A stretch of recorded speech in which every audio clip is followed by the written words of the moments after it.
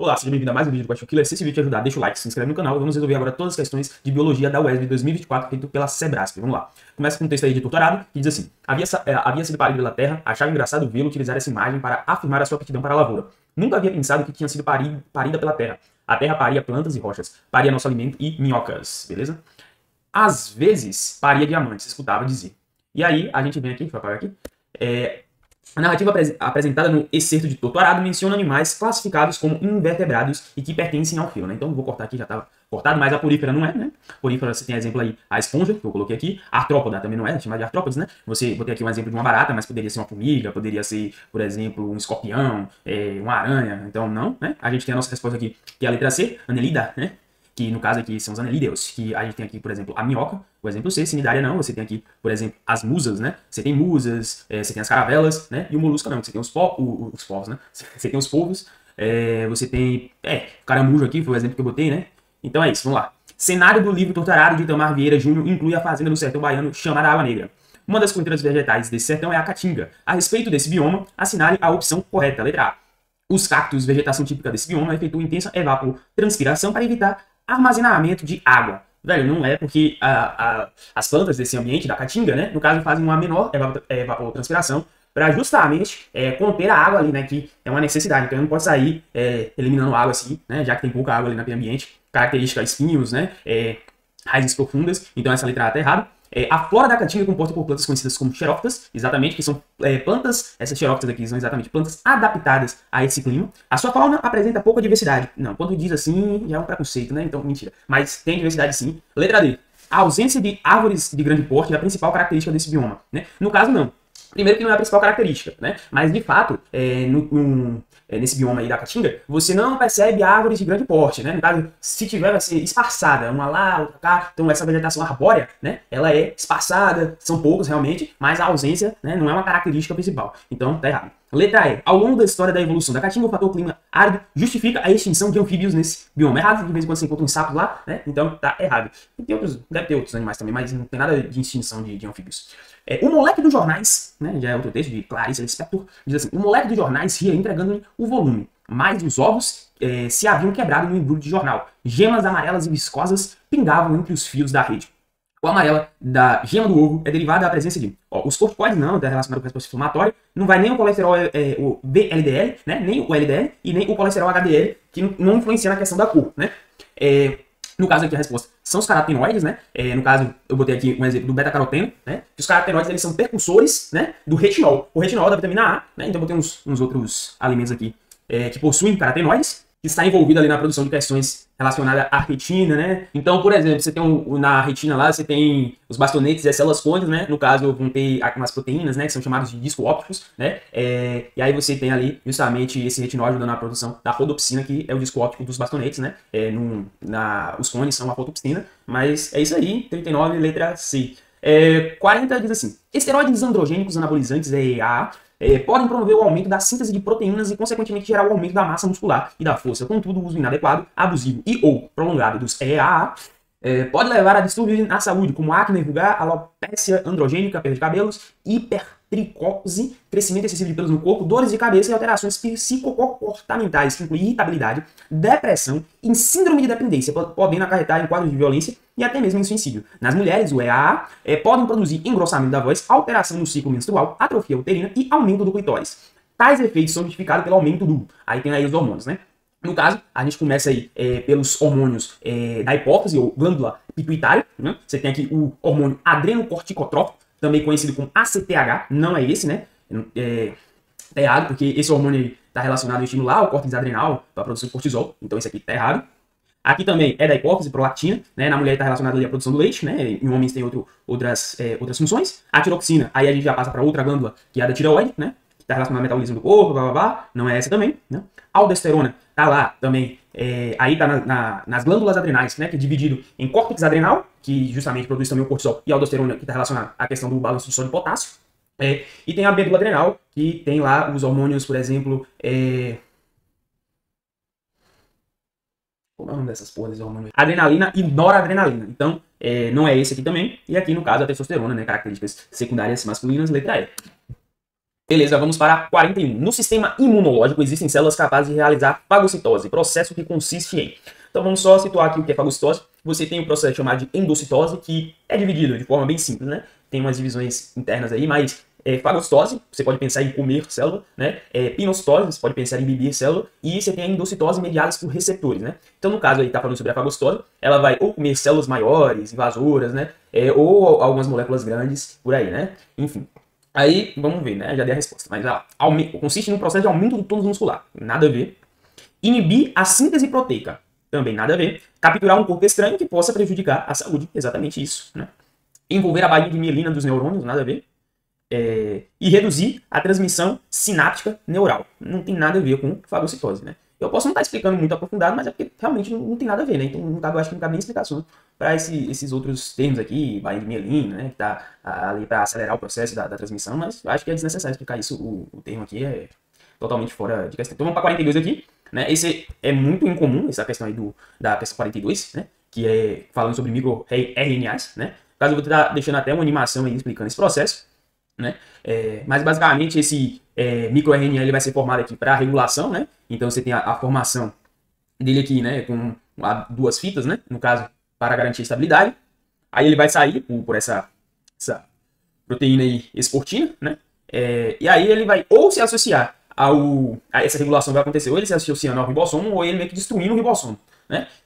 Então, vamos continuar lendo o texto aí da questão. Os microRNAs, mRNAs, são pequenas moléculas de ácido ribonucleico, RNAs que não codificam proteínas, mas possuem importância por seu papel como reguladores da expressão gênica e envolvimento em doenças como neoplasias, né? No caso, tumores, né? Se tem câncer, etc. A figura precedente ilustra o processo de geração de microRNAs, né?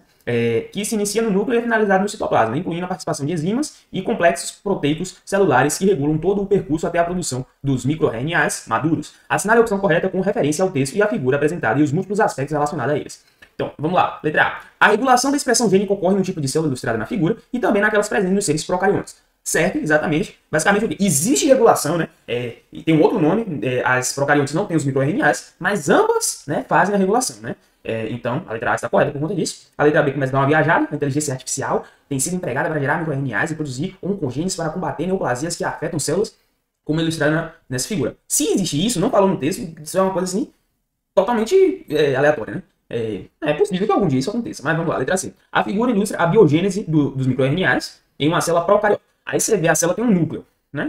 Se você não conhecesse o processo, né, e que só existe nas eucariões, mas se olhar isso, você fala, pô, que é um núcleo, né? Então, eu acho que no texto fala também, né? A questão do núcleo, eu não sei. Enfim, fala aqui, né? Que começa no núcleo e termina no citoplasma, enfim. Então, não pode ser essa letra C. A D diz, os microRNAs atuam intensamente no processo de tradução, né?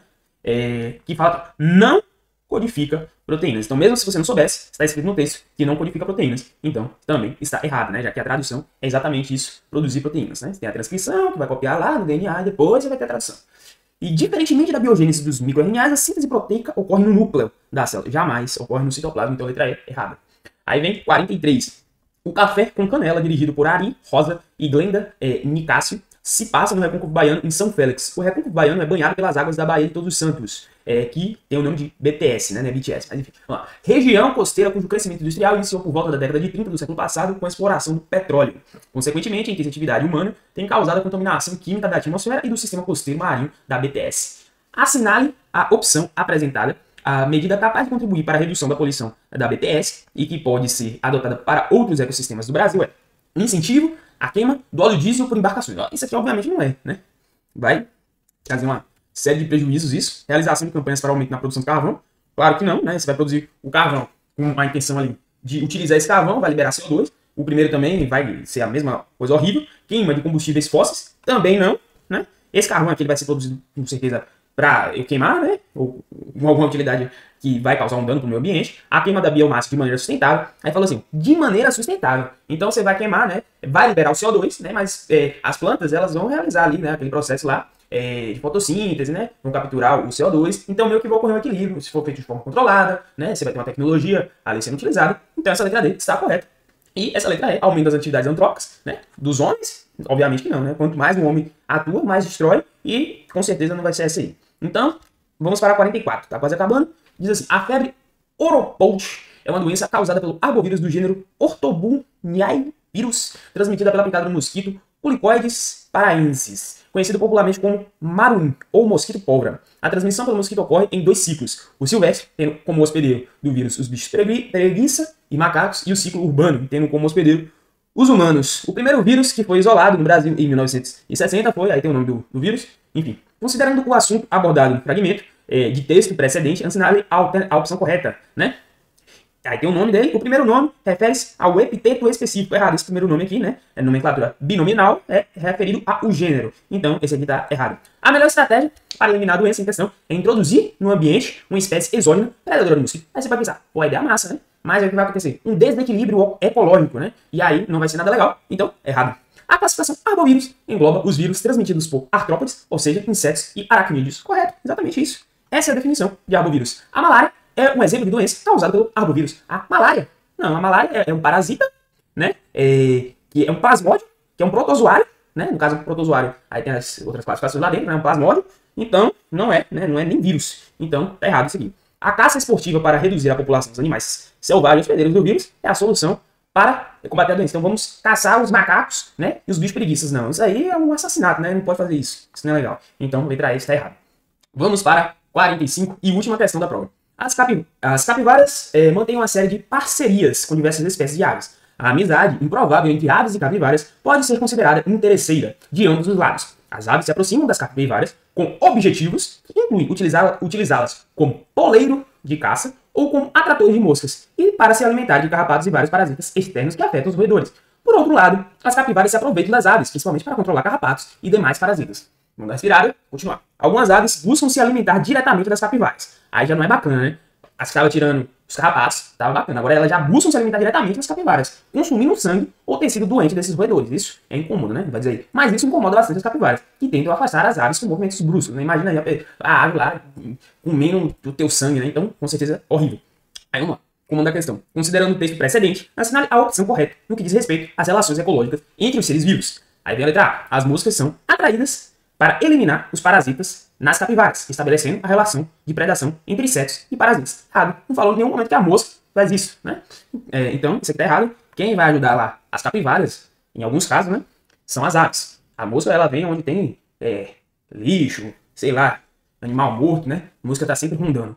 Então, vamos lá. Letra B. Ao consumirem o sangue e tecidos doentes das capivaras, as aves praticam o canibalismo interespecífico. Não, se o canibalismo é comer algo da própria espécie, né? Então, não tem nada a ver isso aí que tá falando na letra B. Então, eliminado. Ao se alimentarem de carrapatos e outros parasitas nas capivaras, as aves e esses roedores, que são as capivaras no caso, estabelecem entre si uma relação de mutualismo, exatamente. Os dois ganham. Enquanto as capivaras ganham, que está eliminando os carrapatos, por exemplo, as aves ganham porque estão obtendo alimento. Então, justamente, a letra C é a correta. E a letra D fala assim, ao utilizar as capivaras como poleiros de caça, configura-se uma relação de mutualismo. Não, porque aqui é o poleiro de caça. E a capivara, tá? Qual é o benefício da capivara? Né? A capivara não está se prejudicando, né? Mas é uma relação onde só um lado ganha e o outro fica meio que neutro, né? Então a letra E fala assim, a amizade interesseira entre as duas espécies mostra que elas praticam parasitismo intraespecífico. Parasitismo? Não, né? Então, essa aqui tá errada. Foi esse o vídeo, se curtiu, deixa o like aí, mais uma vez, né? E até a próxima.